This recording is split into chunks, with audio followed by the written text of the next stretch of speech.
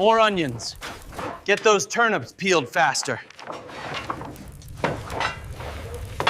Imagine feeding hundreds, sometimes over 1,000, knights, squires, kitchen workers, nobles, and guests, all inside a stone-walled fortress with no electricity, no ice, and no refrigeration. Yet somehow, medieval castles kept food fresh for months, and in some cases, even entire winters. Their methods? Ingenious, and often more advanced than we give them credit for. Let's begin. Castle architects were clever. They knew that the deeper you dig, the cooler the air. So, beneath those giant stone walls, they carved out multi-level storage cellars, natural refrigerators with year-round temperatures hovering around 55 degrees Fahrenheit, 13 degrees Celsius, and colder the deeper you went. The layout was strategic. Lower levels stored perishables, meats, cheese, and milk. Mid-levels held wine, preserved fruits, and drinkables. Upper levels housed hardy goods like grains, apples, onions, and salted fish. These storage tunnels were vast and winding, so complex that workers literally got lost. One servant at Dover Castle reportedly vanished for 2 days before being discovered curled up next to a wine barrel, claiming the booze kept him warm. He wasn't fired. Rats were constant enemies. One report tells of an entire wheel of cheese supply destroyed in a single season. These setbacks led castle kitchens to adopt even more reliable preservation weapons. Before refrigeration, there was salt, the great equalizer of meat, fish, and survival. Salt was more than a seasoning, it was currency. The word salary comes from salt rations given to Roman soldiers, and that idea stuck. In the medieval world, salt could pay taxes, secure alliances, and fund castle repairs.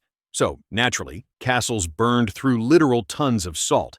Records from a mid-sized estate show over 5,000 pounds of salt used annually. That's enough to coat every cut of meat, every fish, and every chunk of cheese served to the Lord's table, the chapel kitchens, and the foot soldier mess. The castle even had a salt master, a full-time preservation specialist. He knew exactly which salt grain was right for what. Fine, white salt, for cream, cheese, and fresh poultry. Coarse sea salt, for tougher cuts of pork, salted fish, and hams. They used wooden barrels layered with salt like strata in a glacier. It pulled moisture from the meat, and from any bacteria trying to grow inside it.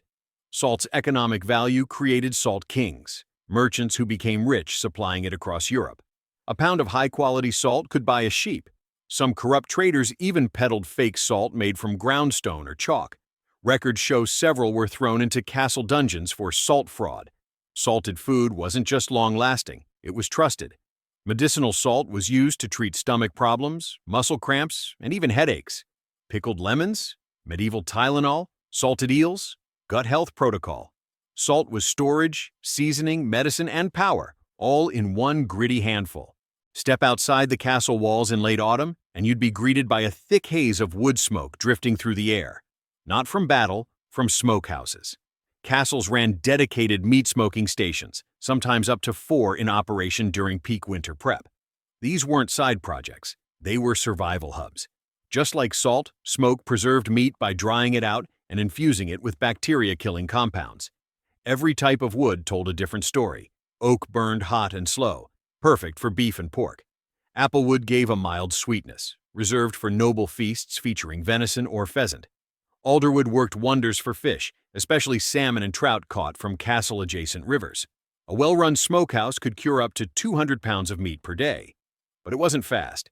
Some hams cured for over 12 weeks, and apprentices took shifts to keep the fire going, day and night. These apprentices weren't just warming their hands. They monitored airflow, fire size, and meat rotation schedules. Castle records describe smoke masters as elite staff, paid bonuses to avoid over-smoking meat or letting fire go out. Stealing from the smokehouse was punishable by severe fines or banishment. After all, if someone took your smoked bacon in December, you might not eat in February. Modern pitmasters owe their craft to these medieval innovators. Only difference? No one in the 13th century was smoking brisket for Instagram likes. For vegetables, medieval preservation meant one thing: brine barrels. Pickling was an all-season operation. Archaeologists have found stone fermentation vessels in castle ruins as large as hot tubs. Some held over 800 pounds of vegetables in brine: cabbage, turnips, beets, onions, garlic, even hard-boiled eggs. And yes, those pickled eggs soaked in beetroot juice turned a deep purple. They were considered delicacies, and also perfect material for dinnertime pranks. One particularly spoiled noble nearly banished his cook for serving his private pickled plums to the guards. He backed down when the cook reminded him who made the plum brandy. But pickling wasn't all chaos. It was deeply ritualized science. Vinegar was brewed on site in sour-smelling fermentation chambers. Castle herb gardens grew dill, horseradish, mustard seed, and garlic for pickling mixes. Some castles even had a pickle master, responsible for managing fermentation schedules, barrel rotation, and sealing methods. Recipe scrolls still survive from the 1200s, showing they knew tricks like adding grape leaves to keep vegetables crisp, a trick still used by modern grandmas. Pickled produce supplied essential vitamin C during cold months. Without them, castle residents risked scurvy.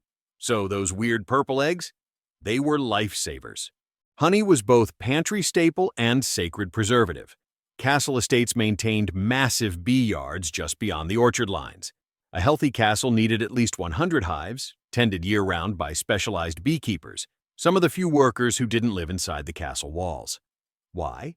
Because honey was basically the Swiss Army knife of preservation, coated fruit to preserve it for months, packed around dried fish for long journeys, stored entire poultry wrapped in honey-soaked cloth. It also had medical clout. Light spring honey treated wounds and coughs.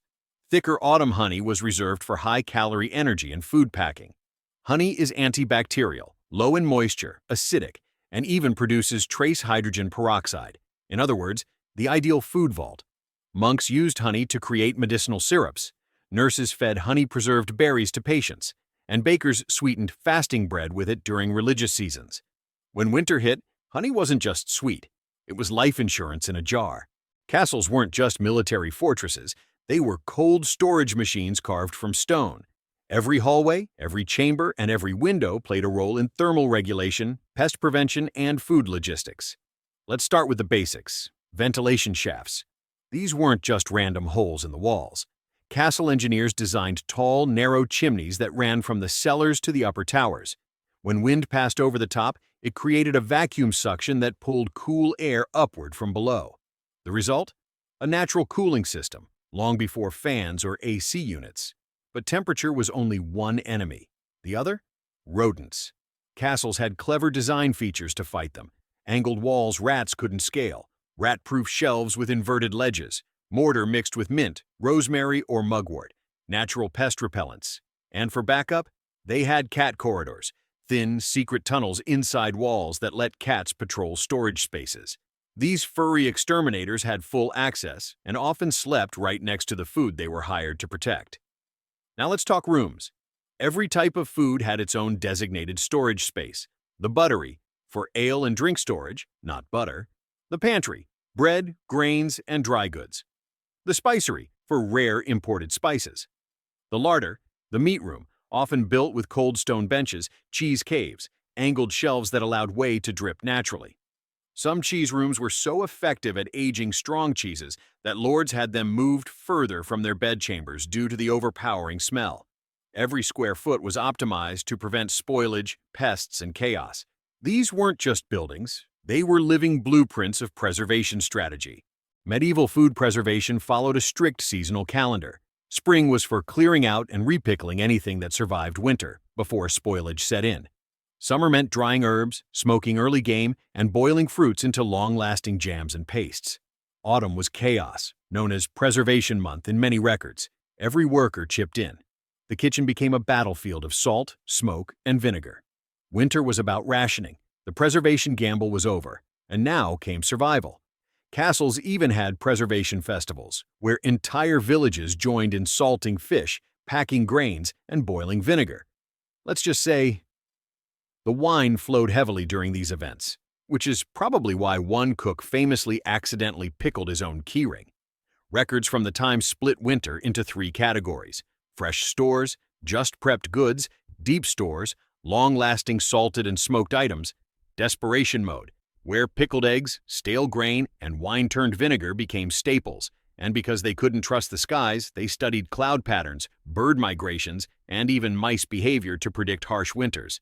From smoked venison to pickled onions, salted fish to honey-sealed pears, these preservation systems weren't just about keeping food edible. They created flavors, traditions, and technologies that shaped centuries of cuisine. That smoky ham at your holiday table? Born in a medieval smokehouse. Grandma's vinegar pickles? Echoes of castle kitchens. Root cellar? That's 12th century tech still in use. These systems were not random acts of desperation. They were engineering marvels of biology, chemistry, and social coordination. Medieval people didn't just preserve food, they preserved wisdom. And now, 800 years later, we're still learning from their cold stone kitchens.